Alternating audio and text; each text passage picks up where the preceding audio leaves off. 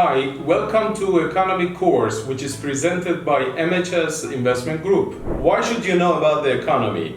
In 1929, in 2008, market crash and thousands of companies bankrupted and millions of people lost their job. Why? Because of economy. Maybe you think that it's enough to buy Apple and Google companies' stock and then you earn a lot of money, but do you think that's enough? I know many big companies bankrupted and collapsed because of the recession, and actually they cannot get rid of economy, and economy can have a huge impact on the company's revenue and the company's future. Over the last years, the stock market has grown tremendously and people could gain a lot of money and could make a lot of profit. Why is it so? In fact, it is because of economy. When economy is growing, the stock market grows, unemployment rate declines, and people make money and everything is going well. But when the economy is falling, the stocks fall and people's hope fades as well.